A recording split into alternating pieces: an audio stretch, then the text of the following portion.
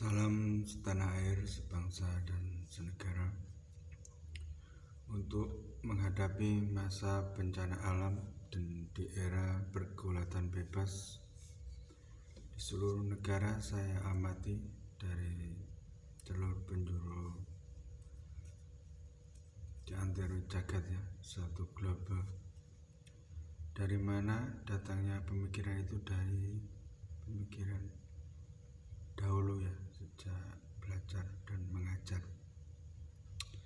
Belajar dan mengajar memberikan aktual kepada diri orang lain dan diri kita sendiri. Dari situ kita dapat memahami jauh dari waktu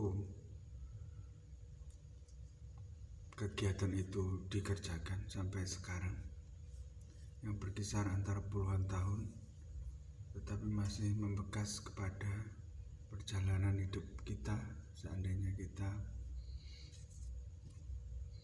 mempunyai waktu yang luas, akan ingat lagi. Pada pendidikan ilmu pengetahuan sosial, kita akan dipersempit. Dari situ kita mengawali mempelajari dari terbentuknya suatu daerah ya, di mana batas-batas daerah diawali dengan mempelajari sebuah gambar yang seperti logo, tetapi ada artinya. Jadi kalau logo tidak ada artinya, tapi ini bukan logo, tapi hanya seperti logo. Koneksi Bluetooth dihentikan. Dari situ kita pahami bahwa setiap gambar itu belum tentu ada maknanya. Jadi kali ini yang kita belajar ada gambar yang mempunyai makna. Maknanya apa? Yaitu arah mata angin. Di sana kita ditunjukkan arah mata angin. Maaf ya. Jadi arah mata angin itu ada utara, ada timur, ada selatan, dan ada barat. Dari arah mata angin itu kita berdiri tegak ya, di suatu lapangan ya.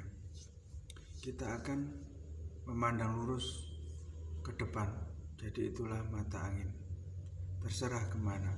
Seandainya kita ke utara ya, ke utara, terus memandang ke utara, kita sambil mengingat-ingat pada waktu melihat globe ya. Itu kan bulat seperti bola gitu ya. Jadi kita kalau memandang ke utara terus begini ya, akhirnya balik ke belakang pundak kita sini, ke sana ke utara, terus akhirnya kan balik ke bawah gini ya, bola itu terus dinyatakan langsung berputar lagi ke arah ke utara lagi, balik lagi ke utara lagi. Artinya berputar atau bulat. Bulatan itu kalau kita telusuri arahnya itu kita namakan berputar mengikuti arah mata angin yang kita pandang lurus ke depan.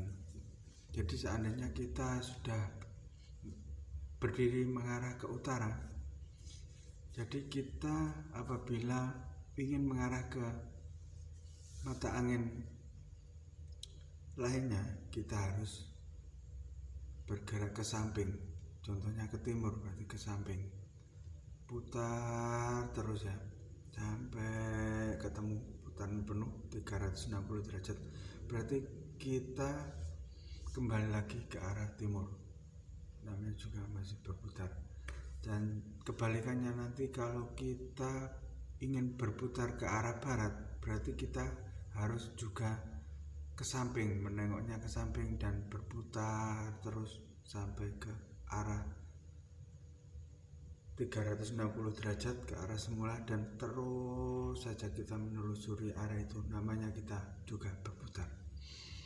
Jadi dari arah berputar itulah kita menemukan dari mana titik bumi itu kok kelihatan langit datar di depan mata kita.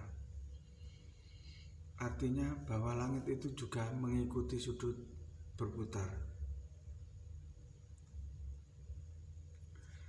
Dari situlah kita artikan jadi jarak pandang mata kita itu sama. Seandainya ke atas lurus dan mengikuti arah bumi putarannya itu berarti juga bulat atau berputar. Dari situlah mengapa tidak terdapat titik temu, karena titik temunya itu terdapat pada sendi penamaan lain atau mengikuti kegiatan lain dari pengetahuan lain yang akan menemukan titik temu itu, yaitu seandainya kita sudah menemukan itu, langit berputar, bumi kalau ditelusuri berputar. Seandainya kita lihat susunan tata surya matahari itu, kita lihat dari matahari jarak yang paling dekat ada Merkurius, Venus, Bumi, Mars, Jupiter, Merkurius, Venus, Bumi, Mars, Jupiter, Saturnus, Uranus, Neptunus, Pluto. Jadi kan nggak mungkin hanya bumi saja yang ada di rongga udara langit ini sebenarnya, ya kan, gitu. Tata surya ini di kehidupan antariksa itu, ya itulah tipuan mata kita ya. Jadi seandainya kita telusuri mengapa kok seperti itu, karena adanya gaya gravitasi bumi, di mana berat molekul bumi yang paling berat itu berada di tengah-tengah. Berat molekul zat yang menyusun bumi itu, unsurnya yang paling berat ada di tengah-tengah. Zat penariknya itu diletakkan pada titik bumi paling tengah. Jadi bola itu titik buminya itu paling tengah di dalam. Jadi dari bawah itu tengah, dari samping kanan tengah, dari samping kiri tengah, dari atas itu tengah ya. Pengumpamaannya seperti itu supaya mudah ya. Habis itu mengapa kok kita berjalan ke sana terus itu melihat seperti langit itu mengelilingi itu sama, putarannya itu hanya bumi saja yang dikelilingi langit. Itu akibat jarak pandang mata kita. Mengapa? Jarak pandang mata kita itu lepas kemanapun mempunyai titik batas ya. Seandainya itu lepas terus nggak kelihatan. Makanya kok ada langit. Allah menciptakan langit itu bertumpuk 7 ya, bertumpuk 7. Jadi 7 lapis sampai ke ars atau Sidratul Muntaha itu, dari singgasana Allah itu 7 sab, di bawahnya itu sampai ke rongga udara sebelum bumi. Jadi nanti di bumi itu bukan titik langit ya, sudah merupakan daratan atau dataran. Di situ terletak, di situ berbagai kumpulan zat jadikan satu, yaitu diantaranya supaya mudah kita namakan tanah, air, dan makhluk hidup yang ada di dalamnya. Dan yang lainnya itu mengikuti seperti minyak di lapisan bawahnya, pasir di lapisan di bawahnya, terus di bawahnya lagi lapisan kerikil, lapisan batu, terus lapisan minyak, terus lapisan misalnya emas, tembaga, perak, menyusun sesuai dengan berat molekulnya sendiri-sendiri. Mengapa di semua titik kok tidak sama kedalamannya? Yaitu makanya ada rotasi bumi namanya. Bumi ini berputar terus. Seandainya ada zat yang berat molekulnya sama, sudah mengumpul menjadi satu, dia akan seperti air ya, seperti air yang digoncangkan. Jadi bentukannya itu bisa melompat, bisa menyempit, bisa melebar, bisa menipis, juga bisa menebal, bisa mengumpul apabila dia terletak pada titik tenang, dan bisa juga menipis, tidak ada sama sekali pada titik dia terombak oleh zat yang lain. Jadi mempunyai massa yang tetap setiap unsur di bumi itu. Dari titik kejenuhan itu terdapat ringkasan-ringkasan masalah yang sudah dapat disimpulkan dari penelitian-penelitian yang terjadi sejak zaman Nabi Muhammad. Mengapa Nabi Muhammad adalah utusan Allah? Karena Nabi Muhammad itu menjadi titik temu para ilmuwan yang hidup di bumi ini pada akhir zaman ini. Pada akhir zaman ini di bumi itu dilahirkan para nabi yang jadi utusan supaya menyempurnakan ilmu manusia, menyempurnakan makanan manusia, menyempurnakan cara hidup manusia, menyempurnakan jalan temu kehidupan antara dirinya dengan Allah, dengan ilmu, dengan kehidupan sesama manusianya, kehidupan dengan lingkungannya, kehidupan dengan makhluk-makhluk hidup yang lainnya. Meskipun itu juga masih ada banyak lagi, yaitu memanfaatkan benda-benda mati yang ada di sekelilingnya seperti tanah, air, emas, perak, tembaga, udara, dan lain sebagainya sebagai sumber kehidupannya. Dari ilmu-ilmu, berbagai ilmu yang diringkas dalam suatu ringkasan, yaitu satu titik ilmu, yaitu ilmu pengetahuan sosial. Jadi di atas kulit lapisan bumi itu terdapat wilayah-wilayah, yaitu ada wilayah negara, ada wilayah benua, ada wilayah titik temu yang tidak dapat dijangkau manusia, dan lain sebagainya.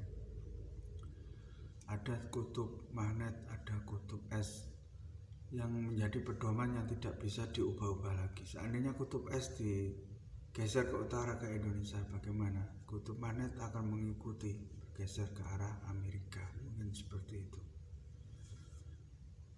Jadi titik temu bola ini kalau sudah jahitannya itu di es ya di es, di magnet ya di magnet. Maksudnya biar digoncang manusia seberapapun, Allah tidak menghendaki.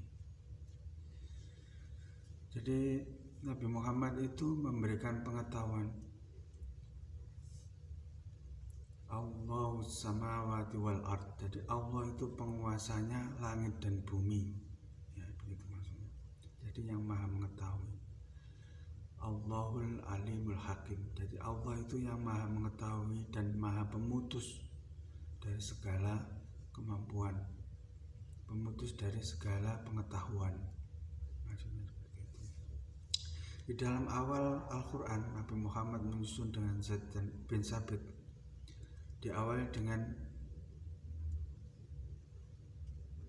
kalimat alif lam mim yang artinya ilmu, atau alif lam dan mim digabung menjadi satu, menjadi rangkaian kata, yaitu ilmu atau ilmi yang menyangkut kehidupan di bumi.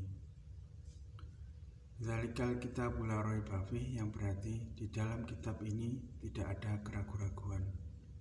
Hudal lil muttaqin, yaitu petunjuk bagi orang-orang yang berjalan lurus. Jadi petunjuk orang-orang yang berjalan lurus. Seandainya kita tidak lurus, berjalannya berkelok, kalau tidak tahu kalau bumi ini bulat, berkelok sana, belok sana, belok sana, belok sana, siksanya. Terus nggak tahu kalau bumi ini melingkar gini. Kalau kita ke arah terus lurus gini, tahu loh kok saya balik lagi ke sini. Seandainya bola itu loh, kalau kita nggak berjalan langsung ke arah bumi yang sungguhan, di bolanya itu, di globe itu kita bisa mempraktekannya di titiknya. Titik sini nih, di titik di globe kita lingkar ke sini. Akhirnya kan kembali ke sini lagi. Ya, itu maksud saya. Nah, dari beberapa rangkaian yang kita temukan dan kita perkecil sehingga menjadi miniatur bumi yang dinamakan globe itu, seharusnya ada manfaatnya, bukan malah menjadikan sesatnya diri kita dan terombang-ambingnya kekuatan kita akan bentukan bumi itu. Dari situlah kita harus berpikir di mana titik letak kita harus memanfaatkan bumi itu dan menjaga kelestariannya supaya misalnya supaya tidak berubah-ubah, misalnya tidak membuat kerugian kepada sesama manusia, tidak memberikan diri kita karena perang nanti apabila kita serakah terhadap yang lainnya, dan seterusnya yang masih banyak di Al-Quran. Dari situ ada perang yang sangat dahsyat sebelum kelahiran Nabi Muhammad Rasulullah SAW sebagai penyampai berita dari Allah Subhanahu wa Ta'ala tentang kebenaran apa yang diciptakan di bumi ini. Mengapa manusia diturunkan ke bumi ini? Di situ ada surah yang saya hafalkan ya, yaitu li ilafi Quraisyin ilafi mrihatas ta'wasif fal ya'budu rabb hadzal bait alladzi at'amahum min ju'i wa amanahum min khauf. Bismillahirrahmanirrahim. Alam tara kaifa fa'ala rabbuka bi ashabil fil alam yaj'al kaidahum fi tadlil fa arsala alaihim tayran ababil tarmihim bi hijaratin min sijil wa ja'alahum ka'asfin ma'kul. Nah, dari situlah terjadi perang dahsyat di antara tentara gajah dan tentara Abraha yang melindungi Ka'bah karena takut dirusak akan titik inti sejarah keberhasilan nenek moyangnya atau keberhasilan leluhurnya nantinya. Kalau titik bumi ini yang dihasilkan oleh leluhurnya dahulu punah, maka tidak adalah sejarah yang bisa ditorehkan lagi untuk membuktikan bahwa kita sudah berjalan menyelesaikan apa yang diperintahkan Allah untuk hidup di bumi ini. Maksudnya seperti itu. Dari situlah maka kita artikan pelan-pelan ya, alam taro kaifa fa'ala rabbuka bi ashabil fil. Jadi Allah memerintahkan dari surga itu burung ababil untuk melindungi Ka'bah itu. Dari tentara yang banyak menyerbu Ka'bah, semua bala tentara diperintahkan oleh Allah untuk minggir, menjauh dan pergi dari Makkah malam. Dari situlah bisa masuk tentara gajah nanti menyerbu Ka'bah. Tujuan Allah untuk membuktikan bahwa benar-benar Allah itu wujud, Allah itu ada dan Dia mampu berbuat sesuatu ke bumi ini untuk kebaikan kehidupan manusia ini. Dari situlah terbukti pasukan gajah meluncur ke Ka'bah dan menyerang yang maunya akan menghancurkan Ka'bah. Dari situlah tentara ababil terbang mengelilingi langit. Setelah itu menjatuhkan peluru-peluru yang berupa batu panas dari surga. Mengapa batu dari surga ini bisa tembus ke tubuh gajah itu? Karena kehendak Allah. Jadi bukan kehendak burung itu atau kehendak udara atau kehendak yang lain. Pada awalnya itu kehendak Allah yang dimaksudkan itu seperti itu. Jadi pasukan ababil terbang di langit untuk mengawasi perjalanan tentara gajah. Tentara gajah diserbu oleh burung ababil. Jadi bukan manusia yang mengalahkan. Jadi itu murni dari serangan burung ababil yang membawa batu kerikil dari surga. Mengapa kok batu kerikil dari surga itu mampu menghancurkan gajah? Kok bisa panas? Bukan dari neraka kok yang panas itu. Mengapa? Karena batu ini dari surga itu kalau mengenai orang yang tersesat karena setan itu panasnya bukan main. Karena dinginnya batu dari neraka itu, maka mereka akan tembus ke dalam rongga perutnya, entah itu berupa udara atau berupa makanan atau berupa bisikan kehidupan yang sangat indah dari surga. Akhirnya semua terjungkal, pasukan gajahnya habis seluruh lantak, tidak tersisa. Nah, dari situlah Nabi Muhammad mulai terhenyak dan mulai mempunyai semangat di dalam hidupnya, bahwa hidupnya ini memang tidak sendirian. Hidupnya ini memang benar-benar dikehendaki oleh Allah untuk menyampaikan berita gembira kepada manusia, bahwa apa yang akan dikehendaki Allah untuk kebaikan, biarpun itu kemauan dari manusia sendiri, ini akan diizini atau akan dibantu, akan diselamatkan, akan diijabahi atau dikaruniai kebaikan yang berlipat-lipat ganda nantinya. Bukan hanya itu, bukan hanya keselamatan saja. Jadi yang perlu diambil titiknya yang penting yaitu sejarah. Mengapa perlu sejarah yang kita kehendaki di masa yang akan datang? Karena dari sejarah itu akan terpola pemikiran kita. Mengapa? Salah satunya pertanyaan yang terpola dalam suatu sejarah, karena kita tidak tahu sebelumnya mengapa terjadi seperti itu, mengapa kita dimenangkan, mengapa kita tidak disuruh untuk berperang sendirian sama Allah. Jadi, alasan-alasan itu akan timbul bermunculan sendiri-sendiri sesuai dengan era dan tahunnya, sesuai dengan apa yang dimau oleh manusia nantinya. Allah akan memberikan petunjuk nantinya melalui kalimat-kalimat, melalui mimpi yang tetap sebagaimana makhluk ini diciptakan, yaitu manusia, sama saja. Akhirnya tidak ada kata lain, yaitu kita harus tetap diingatkan bahwa kita harus bersyukur dan ingat akan asal-usul kita, yaitu kota Makkah, yaitu dilahirkan di kota Makkah Nabi Muhammad itu. Jadi dari surat Li-ilafi Quraisyin ilafihim rihlatas ta'i wa safal yabudu rabbahadzal bait alladzi at'amahum min ju'i wa amanahum min khauf.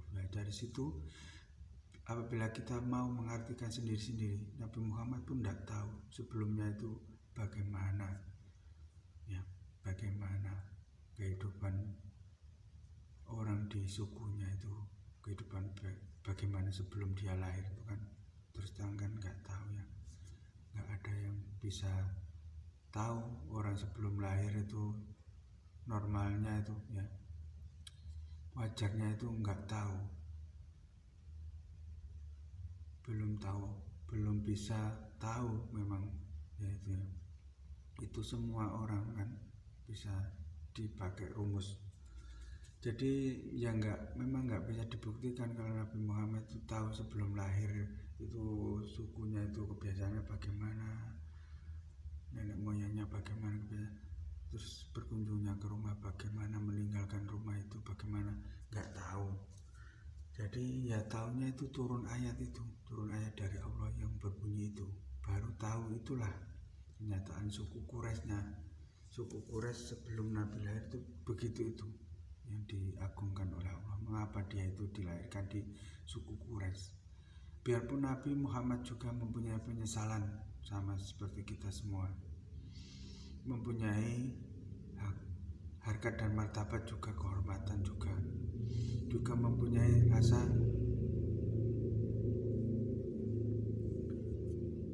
tidak sama dengan teman-temannya, misalnya yatim dan sebagainya di kisah-kisahkan itu. Dia juga mempunyai rasa getun juga sama seperti manusia yang lainnya, seperti halnya manusia, meskipun dia ditanami oleh Allah sebagai nabi yang mendapat peringkat ulul azmi, mempunyai mukjizat yaitu yang berupa kitab suci, tidak sama dengan mukjizat oleh nabi-nabi yang lainnya, nabi-nabi di atasnya, nabi-nabi terdahulu.